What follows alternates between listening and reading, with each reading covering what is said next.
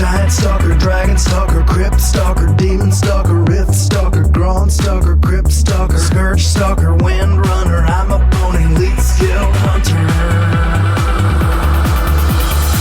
a death dealer, a life stealer.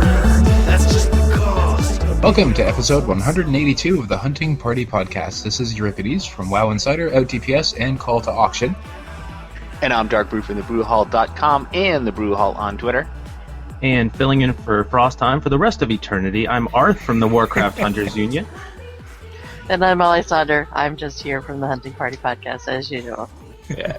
All right. Well, today is Saturday, August the 17th, 2013. And if you want to participate in the chat room, but, don't really have a chat name right now, just go ahead into the window, create your name, and hit enter, and just pray to God that doesn't blow up the internet or anything else that the Hunting Party Podcast is associated with too technically today. Yeah, and speaking of the chat room, we are joined today by Aurelius, Banya, BM Jagger, Cab, Elapide, Gobal, Liger Wolf, Hunters Are Awesome, Lyriana, Mib, Mullengrew, my personal favorite, Nerf Canada, Oxander, Premox, Slugslinger, Verg, Warvinny, and probably some others who are in the process of reloading the HPP page so we actually show up. Yes. Yeah, and I should point out that, and just remind people, it's been a while since I've reminded people about this, the harder your name is to pronounce, the funnier it sounds when he reads them. Yeah. But anyways, we should probably go over some news and announcements. First of all, announcements. Next week, we're planning on having V from, and the gang apparently, from Ask Mr. Robot back on the show to talk to us about some hunter benchmarking and hunter theory crafting. So we're very much looking forward to that. Yeah, it sounds like they updated their site for patch 5.4, and they're ready to kind of come back and tell us and you what it is that they've done and got in store for us. Exactly, and it'll be a nice insight into some of the new sort of theory crafting calculations that we'll be doing, and of course, Ask Mr. Robot's always a nice tool to use to measure your DPS or gear or whatever you might be using it for. Yep. And speaking of patch 5.4, the release date on that has been announced, August 27th. So there's a whole bunch of stuff happening to hunters and to everybody. The everybody stuff is a new raid, the Siege of Orgrimmar. I personally am just happy that we finally get to put that place under siege after dropping by and just killing NPCs intermittently, randomly, and not having anything stick. It'll be good to have a feeling of accomplishment this time around. We've got a new difficulty level for raiding called Flex Raids, and Proving Grounds, which I didn't see any notes on. I haven't had the chance to read up on, so I'll have some questions. I was saying, Proving Grounds are like advanced. Well, I'd say advanced target dummies isn't right, but they're like little solo scenarios where you can kind of go in there and choose a role, tank, DPS, or healing, and just basically, it's almost like a little bit of a raid environment, and just kind of hone your skills, and you can get ranked and everything. It's really kind of a neat thing. Oh, cool. Yeah, it simulates. It's intended to simulate sort of higher level. Yeah, like you said, sort of advanced target dummy. So it's an advanced simulator. I stumbled all over that. The thing I'm most happy about is the flex rating and the cross-realm nature of everything we're able to do with that, which is really going to open the door for hopefully some all-hunter stuff. So keep your eyes peeled for that. I don't know that it's going to happen right away. It probably won't be until we're well into 5.4, but I'd love to get that up and running at some point. Oh yeah, that would be a lot of fun. I'm excited about it too, possibly for other reasons. For me, the fact that it's like we've always been able to do cross-realm with the last tier, but now, as far as I know, flex raids are going to be doable of the Siege of You're going to be able to do the Siege of Orgrimmar with flex raids, right? Yes, the flex raid, my understanding is you can be able to invite people from other realms. It works with the whole battle tag and all of that stuff. So, but the current content, the 5.4 content, right? Yeah. Yes. Yeah, I mean, normal modes will be you won't be able to do normal modes, I think, cross-realm, and same with hard modes, of course. None of that will be available.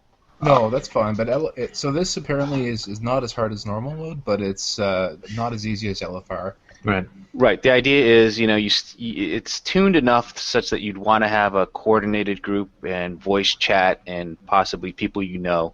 But if you have that, it sounds like getting through it may not be all that difficult, but you know.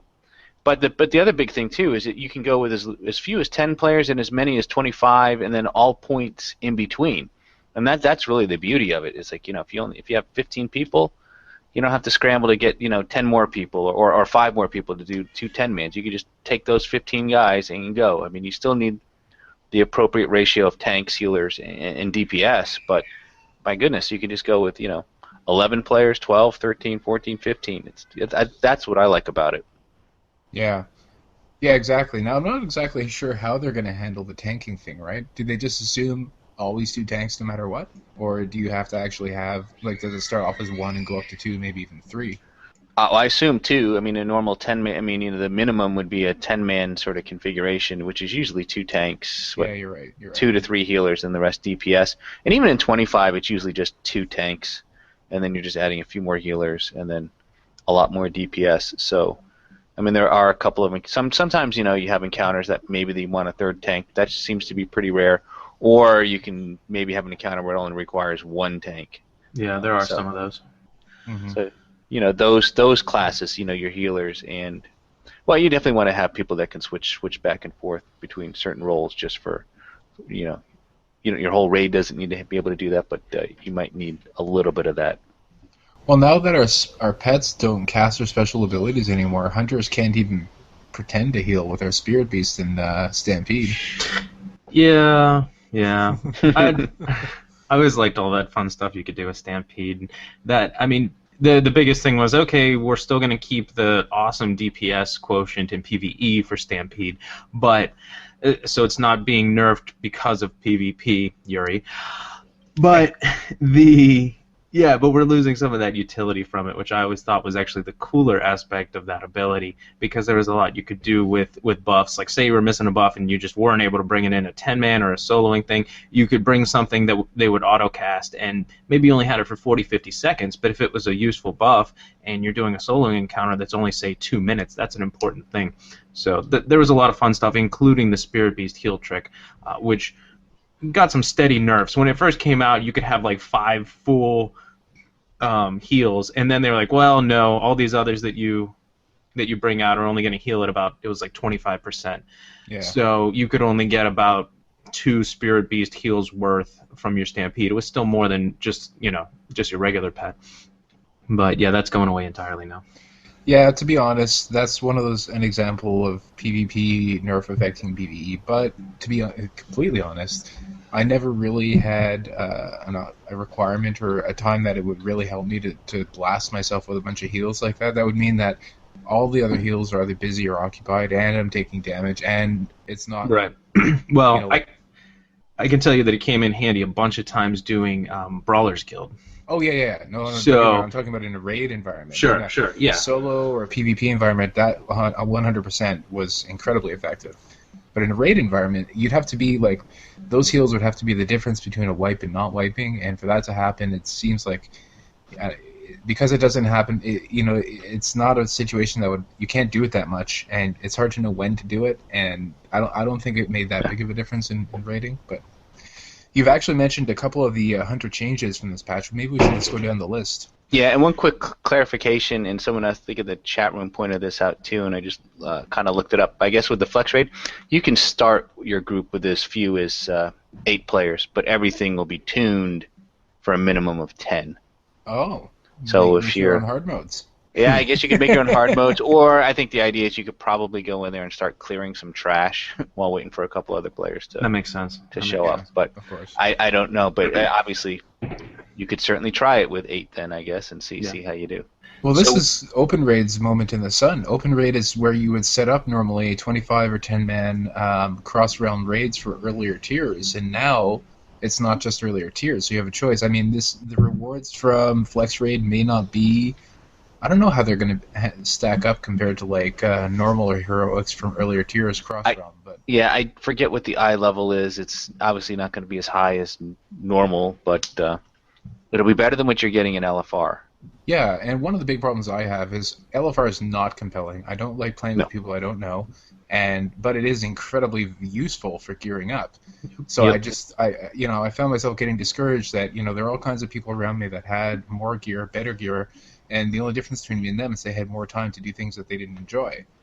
And this will be something that I can use to hopefully transition to the newer set of gear more quickly, because I'll find more time to play this way, especially if it's crazy, ridiculous, antics-inducing all 100 DPS raids or something.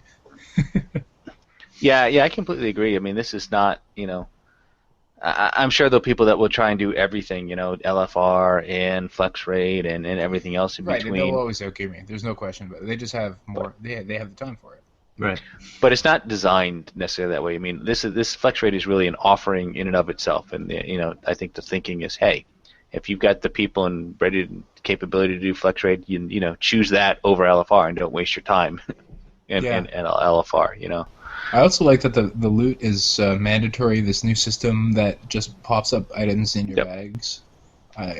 I kind of like that. It takes away a little bit of the drama from having to, even if you have an organized regular group, sure, you can't min-max and try and make every drop do as much good to the group as possible. Yep. But at the same time, you can accomplish more. You have more useful, like for every 100 minutes of raiding, you'll have 3 or 4 fewer minutes of sitting there deciding who gets loot and people not clearing trash as quickly because they're sending you tells arguing their case, So that's Yeah, I know definitely the personal loot is nice, definitely nice, and when you do win something, it's something you can use, or unless you already have it, of course. But of course, yeah, that's what I think. Every time I get loot, it's always something I have, generally speaking. Yeah.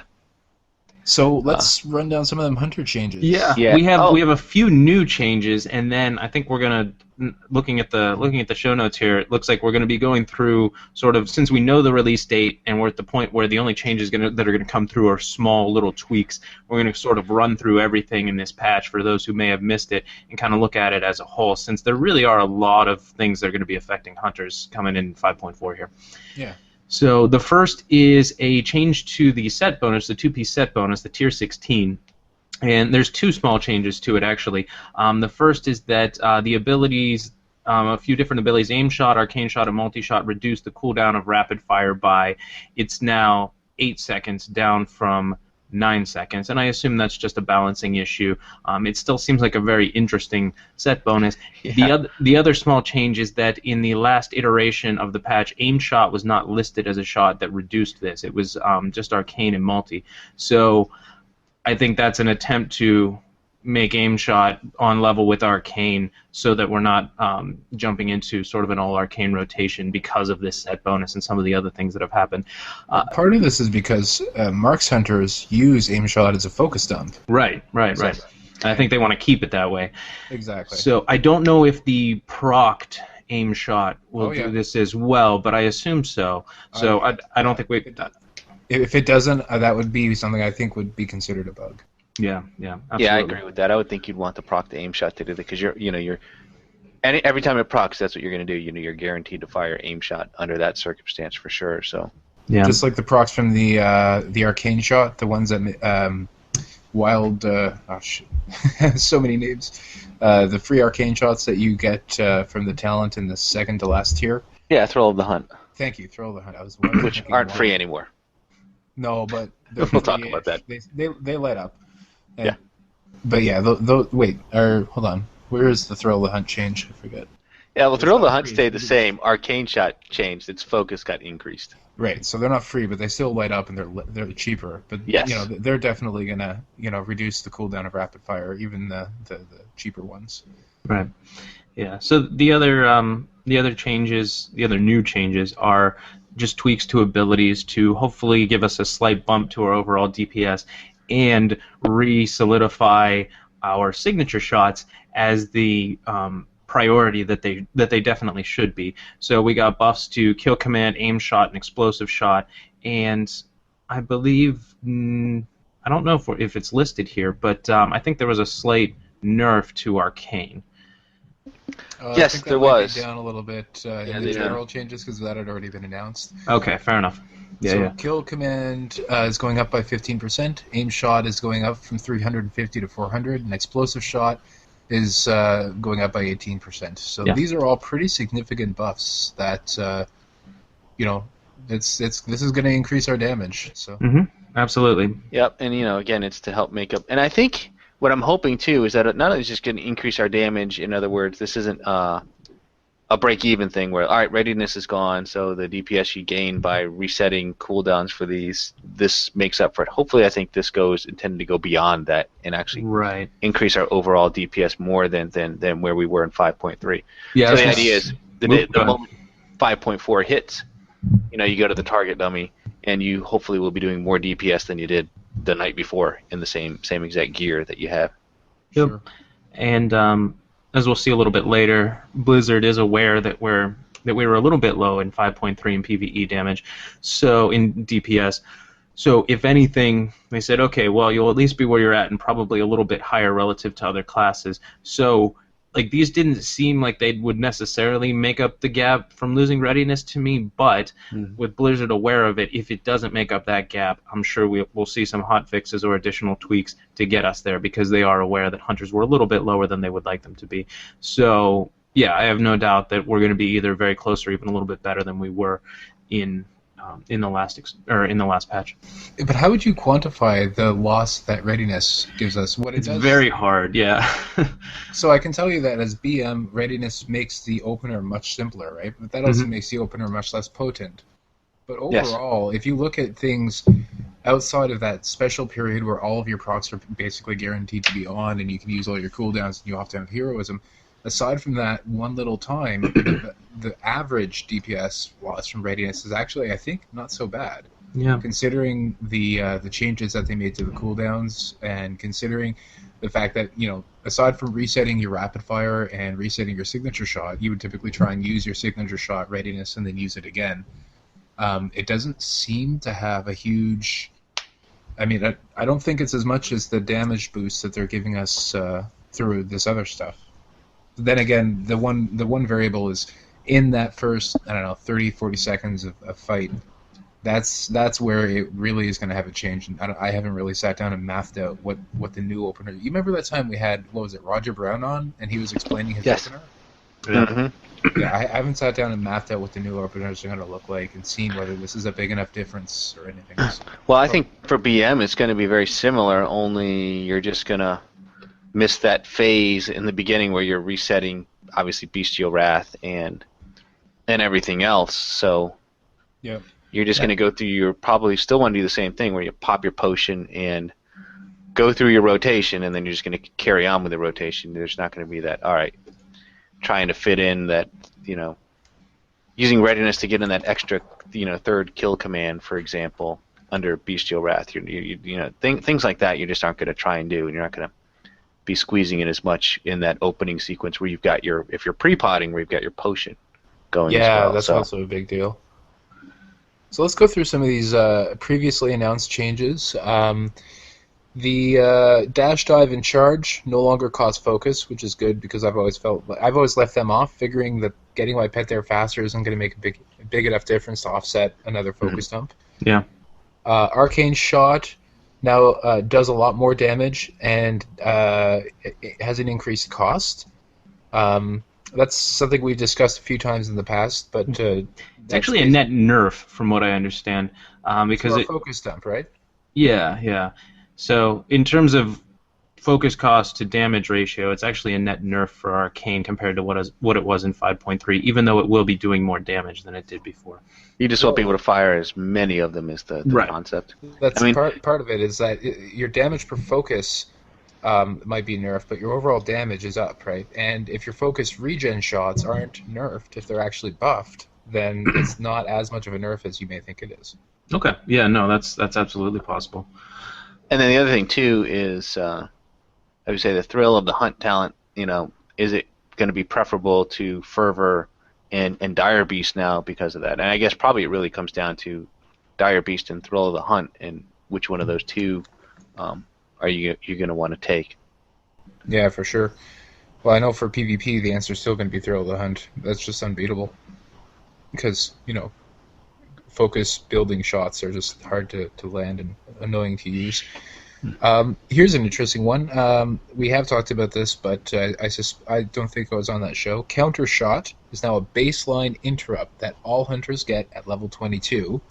And I read, we'll actually go through this later, but there's a blue water cooler type thing where they were talking about what they were thinking of when they were doing this. And they said basically silencing is a very strong ability that no hunter in the right mind would ever not take. So, and also hunters are a little bit strong in PvP right now. I can attest to that, having done twos for the last couple of weeks, doing just twos with random people on the internet. Hunters are in a good place, very good place right now. And having a blanket silence, even a short one, like 3 or 4 seconds or whatever, it's a huge deal. So having an interrupt is much more, I think, in line. And I'm not complaining. I'm just, people don't realize how the kind of effect the silence can have.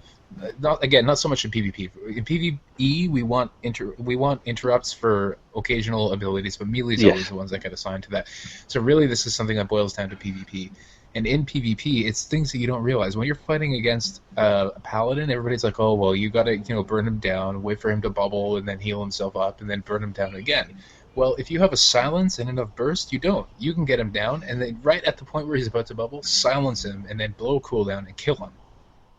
And that's the kind of thing that, most people don't realize, the power of silences, blanket silences. And that's one of the reasons that now it's not a baseline anymore. And marksmanship had been, in the past, not as well represented in PvP now that everybody had readiness. So now that readiness is gone, marksmanship is getting silencing shot instead of counter shot. Yeah. And just to clarify for people too, with the difference between interrupt, I mean the counter shot means you have to fire it once the player or NPC has started casting their ability, and it just stops them in their tracks. Whereas the silence, you locks just them out. I think it locks them out too. Does the counter shot also lock them out? It might. I think all interrupts have a spell lock component. I may be wrong on this. I haven't played anything but a hunter, but I think anytime you interrupt, they can't restart that spell for a couple of seconds. They're locked. Yeah, and then the silence, though, you can fire. He can just be standing there not doing anything. You can just hit him with that silencing shot, and then you're locking them out of doing anything for a period of time. Yeah. And there are certain classes that you can silence that you would not believe sometimes how frustrated they get. If you silence a hunter, he can't cast a trap. If you see him scattershot your healer, silence him. The scattershot will run out. He'll just be sitting there spamming his trap button, not able to cast it. Your healer's scattershot will wear off. He'll start running, and all of a sudden he's untrappable again. Now he's got to use a web or have one of his teammates stop your healer in order to get the trap off. Or go run a raid and just give up PvP altogether. Dude, I'm telling you, PvP is really, an accurate really summation fun. of my thoughts throughout this conversation. PvP right now as a hunter is so much fun. It's just borderline unfair. I tell you, you walk into an arena match. It doesn't matter what they do. It doesn't matter how bad they are. You have one button. You hit that button. You win. Until you're about 1600 or so. I think I just picked the wrong expansion. I had a twos team that I did a bunch of twos in Wrath, and that was a terrible time to be a PvP hunter. Oh, yeah. And even then, I gave it up. I gave it up entirely, and I was like, you know what? No. I still kind of enjoyed it in Wrath because you could kind of front end load your damage from camo if you didn't move. You could be you only did a few things really well, but you did them really well. So you'd hard cast your aim shot, which would always crit, and then you get your Chimera shot off, and then after that you're basically out of focus and no other options except to run. But still, I did enjoy hunter PvP back then, but now it's just a whole different world. Every time they see a hunter, they act scared now. They're they'll try and train you, or they'll try and CC you or something, and it doesn't matter because you've got a trinket, you've got Bestial Wrath. Right now I've still got Readiness. So there's nothing they can do. It's just you walk in, you hit your rapid fire, your trinket, your stampede, your kill shot, and then your deterrence. And it doesn't matter. They lose. You'll do 600,000 damage in a couple of seconds. And that's why I like PvP. I can destroy everyone by face rolling. Yep, that's, I can see how that If you do twos with a red paladin, it's not even a face roll. I mean, if you literally face roll, you will lose. But no, there's not that much skill involved. I remember doing a big thing where I talked about class distribution in top level PvP and raids, and like we were decent in twos at the time, but if we had there was this threes comp of. It was like Pally, Arms Warrior, and Beastmaster Hunter, and like those other two were doing real well anyway. But combined with the Beastmaster Hunter, it was so far, and I think this was 5.2, but even still, like not a whole lot changed between 5.2 and 5.3 in terms of our PvP dominance. It was so far beyond the next comp that I was like, yep. We're getting nerfed in PvP, guys. I said this like 2 months before we heard the first of the PvP nerfs. I looked at that. I said we are gonna get destroyed, guys. I told everyone on the WHU, and nobody listened. But they barely touched us. That nerf was not so bad. We're still, I think, maybe not as like laughably overpowered, but we're still, like I'm not a good player. Anybody who says I am hasn't seen me play or seen my UI.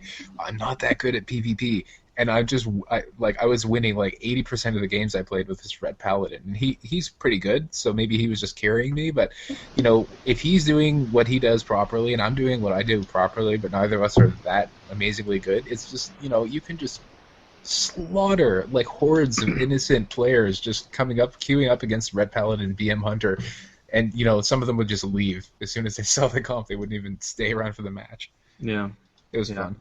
Well, those Halcyon days are nearing their end. Nearing their end. I enjoy them while they last. Yeah. Let's keep moving here, yeah. Indeed, yeah. Deterrence, as we were talking about, now has a 3-minute cooldown up from 2 minutes, but has 2 charges. Yep. If you've ever played a monk, this is going to be kind of like their role. Okay. So I suspect it's actually using the same code. Yeah, and similarly... Oh, sorry, go ahead. No, go ahead. I was just going to say, similarly, Disengage, because of Readiness being removed, now has a cooldown of 20 seconds, down from 25. So this is just them sort of making sure that we still have those abilities relatively regularly. I didn't feel Disengage Readiness... I never Readiness to Disengage, or very rarely, I guess. And I never felt the lack of a disengage when they needed it. So maybe this is just something where they want us moving around more or something. Yeah. Well, I mean, pair it with that one glyph and you have some extra heals. So. Oh, yeah, that's right. I forgot about that. And I don't know if they actually listed it in their official notes, but disengage is also a non-combat ability. So you Correct. Can Yeah. Oh, I had no idea. I hadn't heard that. So you can just disengage without being in combat? So, hunter base jumping is now going to be the coolest thing ever. Right? Yeah, that's... Okay, so when you're falling from a great height, if you can arrange to be in combat when this happens, you can reset your fall distance by disengaging nearer to the ground. Remember, there's a bit of latency, so get good at timing it for your computer. But, for sure, hunter base jumping is now a big deal. So if you happen to be in combat anyways, and if you happen to be in combat, if that happens to be the reason you're falling, it just makes it even more fun, of course. But it's also going to make farming a whole lot more fun. Pulling those weeds and stuff. Sorry? It's going to make farming, pulling the weeds a lot more fun. Oh god, yeah, that's true. I forgot about that. I tried to think it was a few shows ago when it was announced. I think Banya was online and she mentioned in the chat room she was on her farm and the weeds where you have to tug that out of the ground. You could just disengage and pop. There it goes. Oh, that's awesome. You know what I do is you can grab those from a flying mount. So I mount up, I grab one, I fly crosswise, and I try and crisscross that way, getting them all done fairly quickly. That's really awesome. Yeah, anytime you need to be 20 feet in that direction, you just face your butt there, jump, disengage. I'm looking forward to this. Explosive Trap was changed. Now it's not linked to Lock and Load. Lock and Load or Black Arrow, so you can use it. You can always use it. You can always do extra damage with it. Whether it's always worth putting one down, whether it's worth keeping one down if you have other stuff to be doing, building or using focus is another question that we'll have to theory craft out. But its damage has been decreased. A lot of that came out of the initial damage, but it sounds like the overall damage has gone down by 30%. Yeah. So there have been a fair number of survival hunters for a period of time that have been asking for it to be removed from, being linked up with lock and load and Black Arrow. So this is a change that is probably for the better and will definitely make some decisions a little bit more easier in fights. Yep. So Hunter's Mark has a duration of 20 seconds in PvP. Now that's down from 30 seconds. I don't think this will be a huge deal. We have some things that auto-apply this anyway. Readiness has been removed. We've talked ad nauseum about that, and that's informed a lot of these other changes that we've been talking about too. Revive Pet no longer requires Hunter to have line of sight. It's a nice little quality of life thing there. And Stampede damage dealt by pets when the ability is used outside of an arena or battleground is no longer reduced by 75%. There's your buff. That's your raid buff right there. Yeah, that's a nice one. Even though 5 minutes, 4 times the damage. Yeah. And actually, the net change. This is probably a bigger deal than the loss of readiness in the first 45 seconds. Is like when you've got all your stuff up. This change, I think, more than makes up for anything Readiness could have done. Blizzard seems to think so, unless we have more buffs coming down in the next week or two, or I guess week, given when it's going to come out. Yeah, I doubt it. I wouldn't expect to see another. They might do another build, one more build before it's released, but I don't know. Right. They can adjust the percentages and numbers without even having to do a build. They can just change those. Yep, exactly. Builds are mostly for tooltips. So, along with the changes we talked about with Silencing Shot, Binding Shot, it's basically swapping places with Silencing Shot in the marksman for marksman hunters. So, Binding Shot is no longer a marksmanship ability. It's once again a talent that you can take in one of your tier abilities. So, just replacing one with the other, and I think there'll be some decent. Yeah, I think there'll be some decent choice in that tier. If you remember, that was actually a change made a couple of builds ago, where they took away Binding Shot from everybody and just gave it to marksmanship hunters. Yeah. And everybody got silencing, or everybody already had it, but I think that's what made Silencing Shot a talent you had to choose, and now. They're putting it back where it belongs. Now anybody can get Binding Shot. And I think that's a big deal because whatever spec people end up playing, right now I think BM's probably still ahead. Survival for some fights with a lot of targets maybe, but whatever spec people end up playing, it's really nice to have that clutch ability for kiting. Sometimes you got to throw down. You remember there have been bosses where there are things that spawn in random locations, and you have to throw down a trap in order to try and keep them from. From eating a tank or healer or something. Well, this is just one of those things that we can do. It's a nice little AoE stun. Yeah, absolutely. So I'm sure there'll be more reasons to use it in upcoming tiers of content. So I have no reason to doubt that it'll be a talent that some hunters take. We talked about Explosive Trap no longer sharing cooldown with Black Arrow. That was the big survival specific change. Yep. And so we had some general talents like tier abilities that have been tweaked a little bit. Murder of Crows got a significant buff.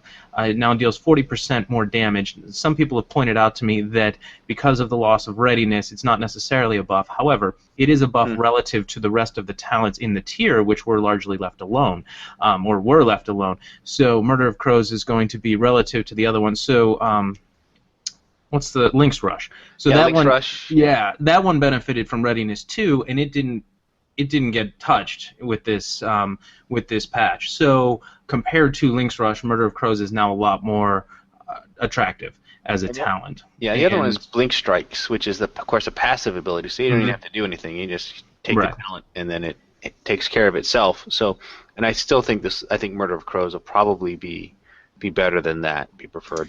Well, Blink Strike is according to what Blizzard said, it's a passive thing, and Blizzard has openly stated that anything that's passive as opposed to an interactive ability, they want to be a little bit lower because you're not having to do anything, you're not having to think about it. So even if it isn't right now, I think they're trying to get it to the point where Murder of Crows and Lynx Rush are slightly above Blink Strikes. Yes, I think that's their goal.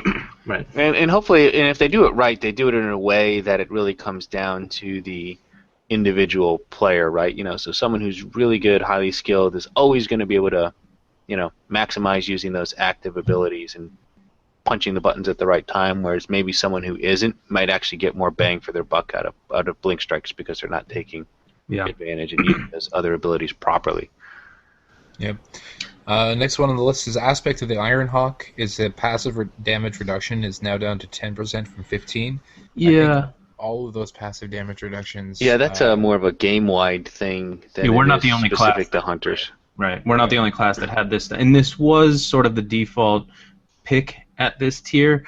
For hunters, definitely for PvE, except in very specific circumstances, I think PvP as well was taking this. So they want there to be a little bit more parity, and they've been nerfing some of these passive damage reduction abilities for a lot of classes. So it's not necessarily a nerf to us, at least relative to the rest of the game or the rest of the classes. Glaive Toss no longer initiates auto attack. I'm not sure what that's about. Nobody does. Yeah, nobody does. But other than if that's the thing. I guess if you lead off with Glaive Toss, maybe I don't know. Yeah, we had this conversation. I've seen a dozen different iterations of an opening rotation, and none of them lead with Glaive Toss. So. Oh yeah, in PvE, not so much, but in raiding or PvP or whatever, you often do lead with a Glaive Toss just because it applies that snare. Okay, yeah, maybe. But I don't understand why this sounds like they were fixing a bug or something. But yeah. Now this is another one that's probably mostly PvP related. Narrow Escape is an ability that talent you can take. This whenever time you disengage, anybody around you got put on with an undispellable root. So I don't know whether things like Master's Call or Blessing of Freedom or whatever would work to get people out of that. I don't know whether you could cleanse it. No, I don't think you could cleanse it. But it's now a nature spell, and it can be dispelled. So if you leave like a trail of angry druids behind you while trying to kill you, then trail of angry druids. I love that. I love that visual. Yeah. Yeah, like a small furry pile of angry-looking cats trying to kill you. Though they can now cleanse. I think they can cleanse nature spells, but whatever. Somebody can cleanse them. They can keep going after you. Silencing Shot, we talked about. You want to take Spirit Bond? Yeah, Spirit Bond, it regenerates 3% of total health every 2 seconds while the hunter's pet is active. This is up from 2%. So yeah, Spirit Bond just got a little bit of a buff. And that was the one nobody ever took. Most people took either the heal. Well, okay, I'm not talking about for soloing. For raiding or PvP, for raiding, people always took the Iron Hawk. For PvP, people usually took Iron Hawk, sometimes the heal, depending on their playstyle.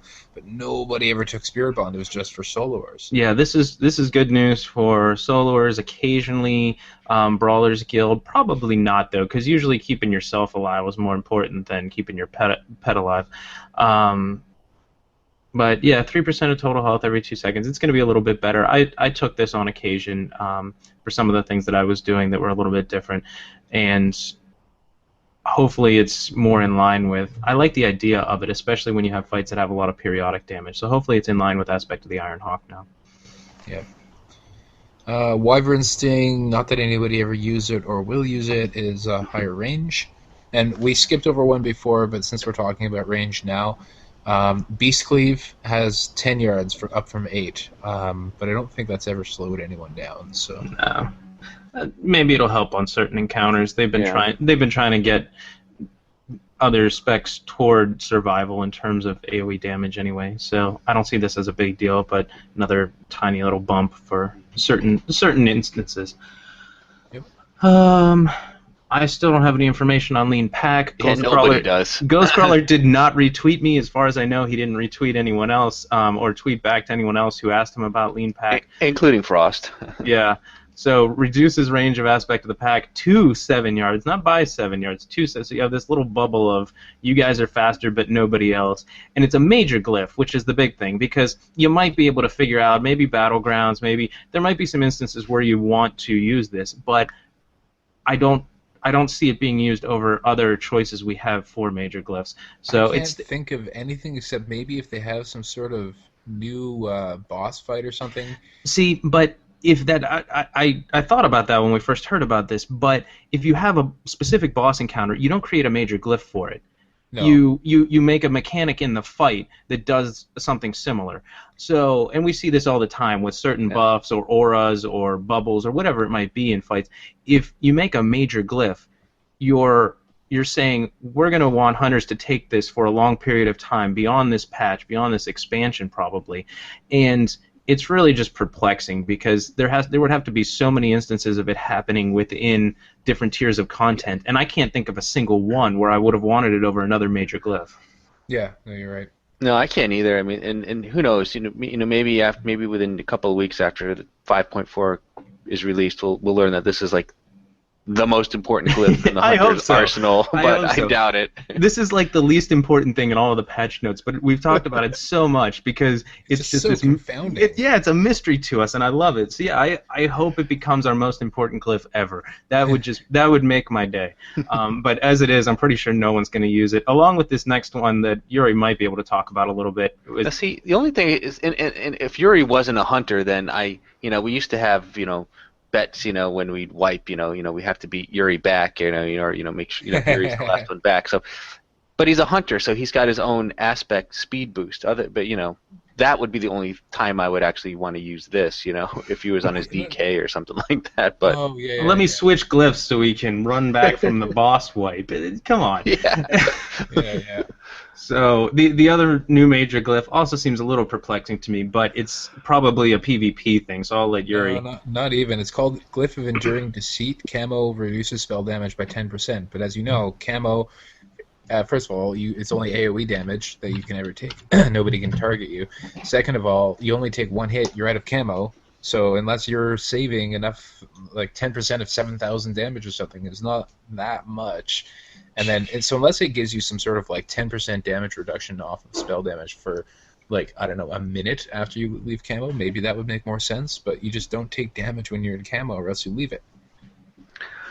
Yeah, and I agree. So I'm not really sure the true benefit of this, other than I think in their water cooler they said with glyphs they just wanted to kind of give more choices, but a choice that nobody chooses isn't really much of a choice. So. Yeah, a glyph that reduces your aim shot damage by 25%. Yeah, camo is another one of those abilities that, at least in PvE, just isn't used all that much, and it was really well done. I mean, I think it was like way cooler than whatever stealth abilities they gave rogues and feral druids and things like that. But yeah. Speaking of glyphs, we probably won't use Glyph of Men Pets. Oh, sorry, were you not done with Enduring Deceit? No, I think we're done. Okay. Glyph of Men Pet now has a 100% chance to cleanse one curse, disease, magic, or poison effect from the hunter's pet on each tick, up from 50%. There actually are instances where I've used this, especially with some of the soloing or tanking things that I've done, but excuse me. But the 100% chance doesn't really make much of a difference, because with the number of ticks that it has, a 50% chance on each tick was plenty to cleanse whatever you needed from your pet within 4, 5, 6 seconds or so. So I don't see this as a big change. Slight buff, but nothing big. And the larger and cooler pet-related glyph buff is the Glyph of Mending. Now speeds up the periodic effect of Mend Pet to restore health to the pet every 1 second instead of every 2. So it effectively doubles the amount that your mending spell can do. Now this is replacing or changing the old Glyph of Mending. So it's not a massive buff, but basically over 10 seconds this means that now we're going to be able to heal our pets for 50% of their total health instead of with the old Glyph it was 40%. Yeah, and the other thing is that now you're because it's going off every second, as long as if you have both of those glyphs, you can basically, your pet's not quite immune, but you're getting a lot of cleanses on them. Fears are particularly annoying because when your pet's feared, you can't do anything. Yeah, absolutely. And this last, let's see, Glyph of No Escape is the last one.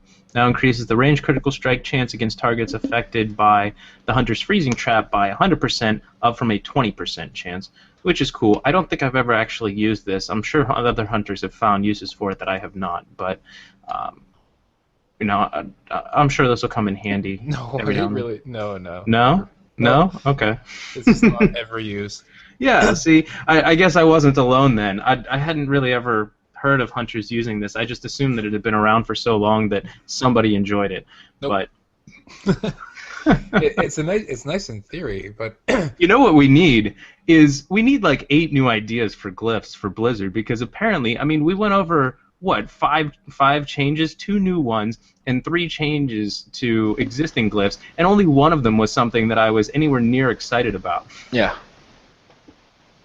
So, Yeah, the glyphs, I mean, for us anyway, weren't really now that notable. glyphs in general aren't what they were back in BC. Well, wait, Wrath and some of these others. Like at some point they said, all right, we don't want glyphs to be like gigantic DPS increase. We used to have ones that like increases the damage of explosive shot by X%, and those were awesome, you know, and things that you would absolutely take. And they wanted to make them more choice-based, so flavor-based, utility-based, those sort of things, so that you didn't feel like there was 1 or 2 that you had to take. Now, in practice, there are ones that hunters have had to take in certain situations still, but there was a collective nerf to glyphs at some point. I assume game-wide, definitely for hunters. You know, of course, I don't know anything outside the hunter world. But, yeah, I think what we need is just some new glyph ideas. yeah, it's funny because our next section is about some stuff that they wrote, Coffee with the Devs, where they were saying that the team had actually made a lot of changes to glyphs that weren't working out, or to provide new choices. It sounds like they had too many people working on this, and whoever was working on the hunter ones didn't play a hunter. Yeah. Like, they didn't know that when you're in camo, you only get hit once and you're in camo. It was some intern, and they were just like, hey, you, come up with some new choices for hunters. All right, cool. What's this ability aspect of the pack? Let's do something with it. Right. Yeah, it was someone that probably raided with a hunter who always left pack on after and forgot to turn it off after an encounter began, and so they said, all right, instead of saying pack off, they just said, well, here's what we'll do. But yeah, there was given a minor glyph to some other class, or a minor glyph that you could take that turns everybody else's aspect of the pack off. The only problem with that logic is it requires the hunter to actually use the glyph, which would never happen. So, well, like I said, give me a glyph that gives me a new ability, turn off everybody else's aspect of the pack. I press the ability, aspect of the pack gets turned off. Boom. Yeah, that's... Well, we did used to have a name for it that I'm not sure I can say on the air here in our guild. It was the aspect of the get us all blanking killed. We didn't refer to it as aspect of the pack. It was aspect of get us all blanking killed. Yeah, awesome. Aspect of the days is what we sort of referred to it as. Right.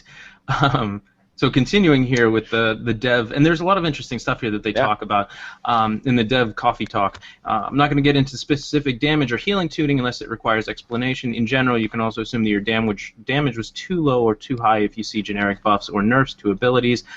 As I write this, patch 5.4 hasn't shipped. If there are changes yet to come, I'm obviously not going to be able to cover them. All right, so that's the general stuff. Here's the hunter stuff that was interesting.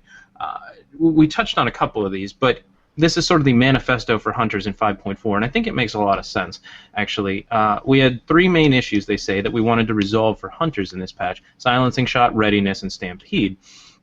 And as mentioned, Silencing Shot was just too powerful, especially PvP, so the changes that we saw to that were a result of it.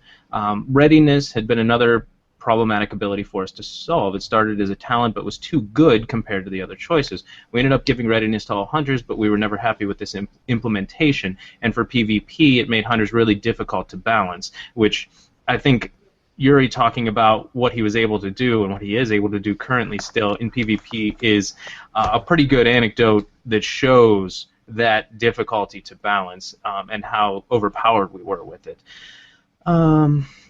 For PvE, it wasn't all for Readiness, but sure, but it helped. Yeah, but it helped. And for PvE, we felt like Readiness wasn't doing anything interesting besides making the opening attack sequence twice as complicated as it needed to be.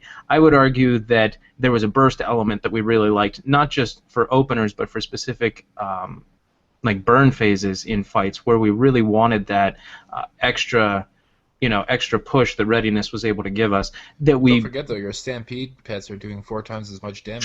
True. So we can still save that for burn phases. Absolutely. I do feel like it might still end up being a slight nerf to burst, but they're going to make sure our overall DPS is just fine. If Readiness was an ability that a clever hunter would bust out at a clutch moment, then you could argue it would be an interesting ability, but of course it was never actually used that way.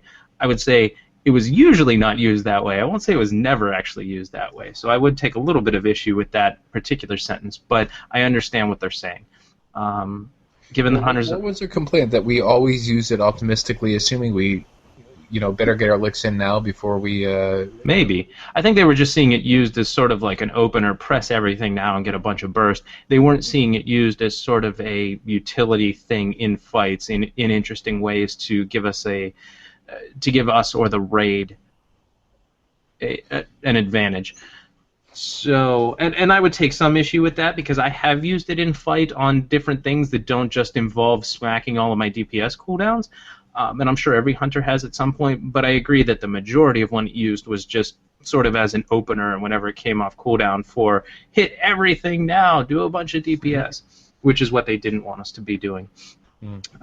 So they buffed us to compensate for this, like Stampede, like some of the signature shot abilities.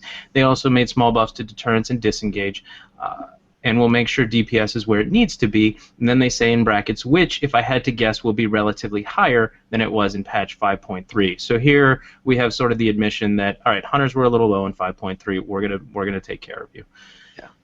So, and then finally Stampede. We felt like Stampede had been nerfed too much in PvE for PvP reasons, which I think we all knew about and talked about. It's the intent that Stampede is a potent cooldown for hunters, so we increased its damage back to an exciting level and just had it do less damage in PvP. And of course, this was just a balancing thing with PvP. So PvP hunters obviously aren't going to be happy about this, but at the same time, Well, they're not losing anything. Well, that's true. Yeah, that's true. So they brought it back up for PvE. They didn't necessarily nerf it more for PvP. Okay. And finally, we made a change that some, though to be fair, not all, survival hunters had asked for a long time to remove Explosive Trap from Lock and Load, and from the shared cooldown with Black Arrow. Yeah. So... That's the big thing there is the shared, the two things. The shared cooldown is especially nice, because now you can... I don't know that you'll necessarily... I don't think you will use the Explosive Trap in the base rotation, but it's kind of nice to be able to fire that out for you would an on the AoE pole, situation or something. Like, as long as you know where the tank is going to tank, you would use that on the pole. Because you can place it while you're waiting. True. And they also mentioned... Oh, go ahead. Well, I was just going to say, anytime you have more than one target, all you're losing is, 1 second double cooldown, or, however long it takes you to set a trap. Right. And they also said that this is also so that hunters can use Explosive Trap, typically with the knockback glyph, without interfering with Black Arrow and Lock and Load. So they're creating an opportunity for us to use that knockback glyph without having to worry about. So much. Yeah. It's been a whole expansion, and I just cannot get over how much I love that thing. Yeah. You know what? See, that's a cool glyph. That's a cool glyph. I don't even care about winning. When I could use that thing for a good effect and, knock someone on their butt, that's all I want out of PvP. Rating, points, gear, all that stuff can be damned. All I want. As we know, PvP is mostly about, there's 2 points. You want to win, but you also want to annoy your opponent. So if you can do one of those, you can count it as a win because, that's the type of people that PvPers are.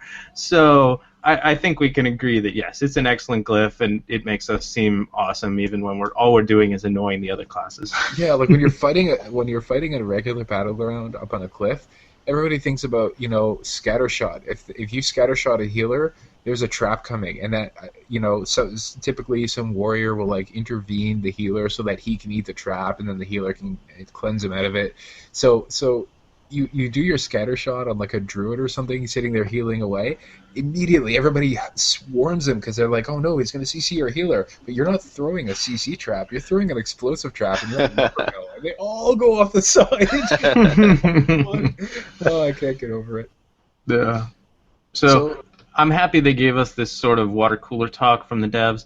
Yeah. Shows us what they were thinking. I think we're going to be all right. They knew we were a little low in PvE DPS in 5.3, so I'm not too worried about everything. Obviously, I'm gonna miss Readiness, but I think we're going to be okay long term, and that there's still so much utility that we have, and our DPS is going to be okay. That I can't worry too much about it, especially now that they also made sure that the signature abilities are probably where they need to be relative to our focus dumps, which was another fear going into this patch. Yeah. I don't know. I don't know that I'll miss Readiness all that much. I kind of agree a little bit with what they wrote in the water cooler, that the primary usage of it was kind of to reset your DPS abilities in the beginning of these encounters, and not that to say that there wasn't other cool uses for Readiness. There were, but people weren't really necessarily taking advantage of them, at least not in PvE. Someone in the chat room had mentioned, oh, you could use it to take the Exhilaration talent, which is your instant heal, and use Readiness to get back-to-back heals and heal yourself for 60% health instead of 30%.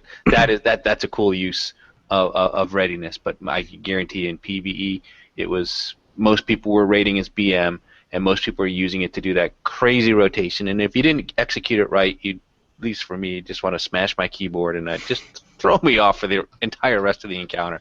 So I'm just not gonna miss that worry at all. I mean, so I'm it will be less complex, which isn't necessarily a bad thing, because it was really just playing whack-a-mole at the beginning there, and there was no way a lot of times that we could keep up with all of the different things that we were needing to cast at different times. So it was pretty hectic. Just point one thing out is that I know I've been talking about PvP all episode, it seems like, but I think people should know that this actually is a fairly significant PvP nerf. Obviously, we need it. We are overpowered right now, but Readiness resets Bestial Wrath. It resets Silencing Shot. It resets what's the thing called? Hand of Freedom from a Pet.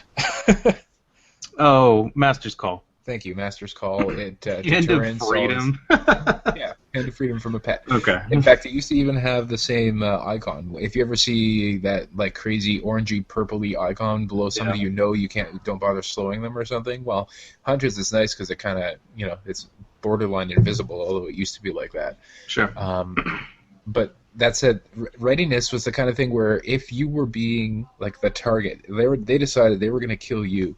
You would use all this stuff to try and get some distance, to try and stay alive, get behind a pillar, whatever you could do. And if they finally trapped you, you'd use your Deterrence, and then your heal.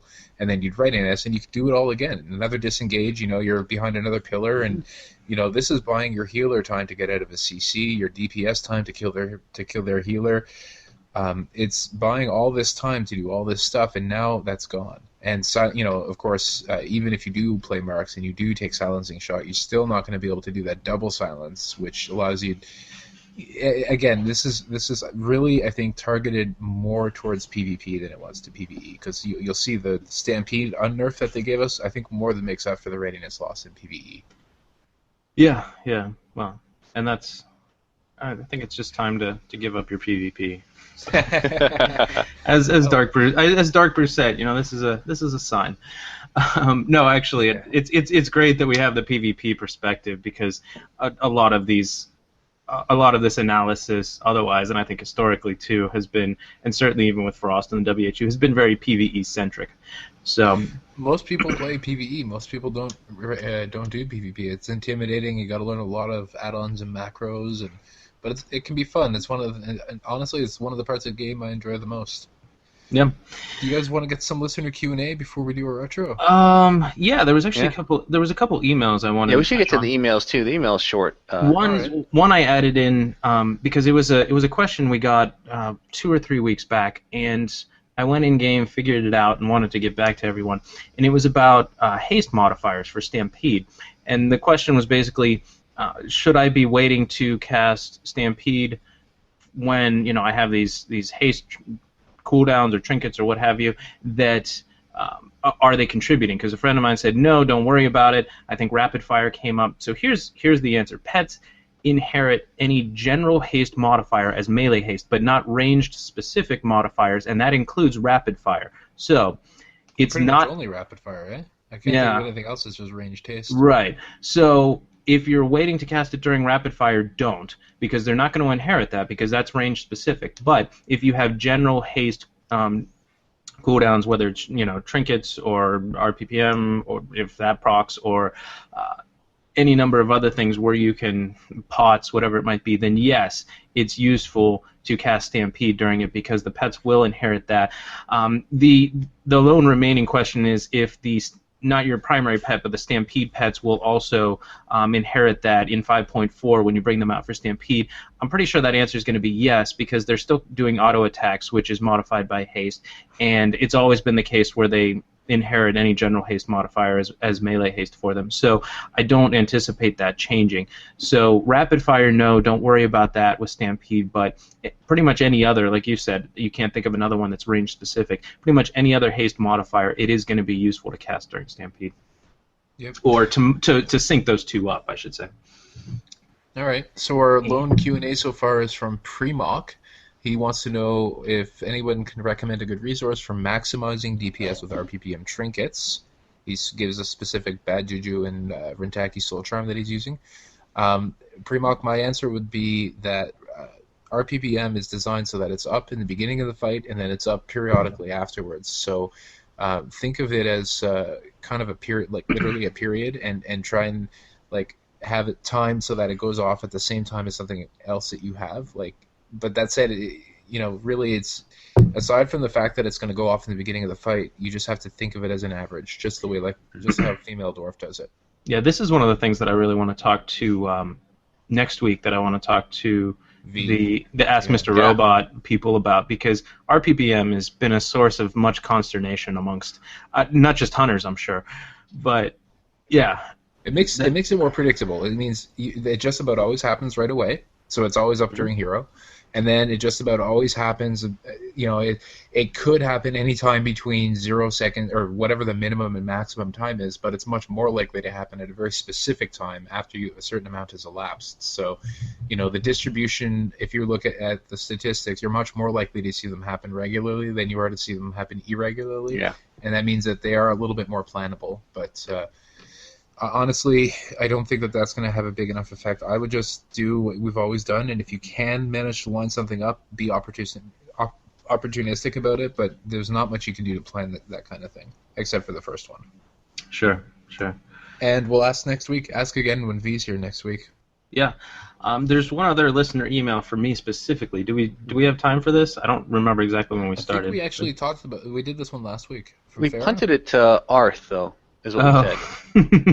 Oh, yeah. okay. Arth would need to answer it specifically. Okay. I was sad to hear that Frostheim's answer to episode 178's question, "What would you give up to get Readiness back?" was blogging. I've been listening to the HPP since episode 15, and Frostheim has always been a huge part, but as a hunter who is mostly retired for real-life reasons, I understand and wish him the best. Can Arth certify Frostheim as the first hunter to have paid his dues in full for lifetime membership? So what are we talking about here? Is this like a Hall of the Honored Fallen or something of people that have paid their dues? No, dude. He paid his dude in full for a lifetime membership. He's going to be showing up at your door every 3 months trying to drink your alcohol. That's what it means. Yeah, I don't know if I want that. And last week, I only listened to the first half of the show. I haven't gotten through all of Frostheim's farewell episode, but I did hear there was the one, if all the hosts show up, then you drink. And Frostheim started drinking, and then Darkbrew defended me, said Art's not here. I said that, yeah. And Frostheim was like, he's not a real host.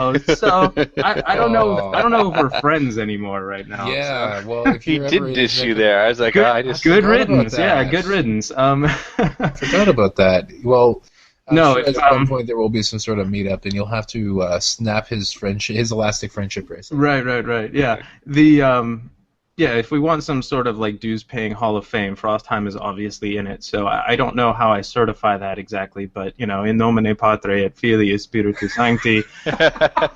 Oh man, Frostheim is an official member of the Hunter Dues-Paying Hall of Fame. You can take that to the bank, and let's do the outro. Okay. You have been listening to episode 182 of the Hunting Party Podcast. This is Euripides from OutDPS, WoW Insider, and the Call to Auction Podcast. And I'm Darkbrew from thebrewhall.com and the Brewhall on Twitter. And I'm Arth from the Warcraft Hunters Union. We are so going to have to change that line. And I'm Alexander from the Hunting Party Podcast.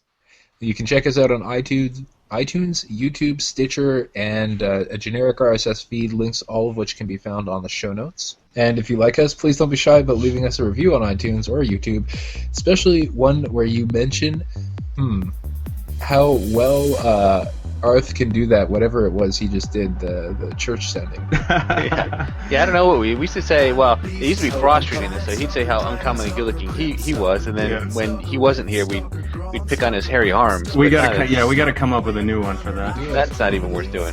Or you can submit a title for this week's show by emailing us at huntingpartypodcast@gmail.com and have your name mangled on air by professionals. All right, stay thirsty, my friends, and remember to drink your dark brew lager. Don't forget to spare and neuter your feral druid. For the Horde. And Nerf cannon.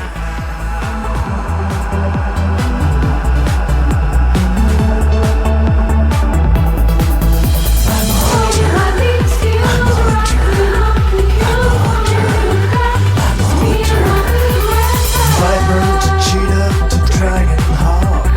No time to waste, 'cause I can jump shot. BM, MM, and SB. I can rock out any tree.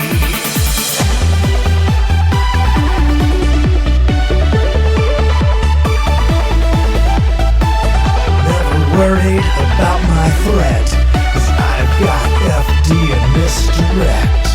Catching loose mobs in my traps. I never miss, 'cause I am hip capped. 'Cause I'm the hunter, not the marked. I'm the fighter, not the spark. I'm the kiter, not the kite. I'll top the meters every fight. Rated and game dealing death. Just me, my gun, and my trusty bed. Now let's begin with Illidan, Osirian, and Gil'jadan, Magdamar, Asgalor, Gruul, Cthulhu, and Razorgore, Onyxia to Ragnaros. Which one have we killed the most? Kel'Thuzad to Malygos. We even killed the Kama's ghost.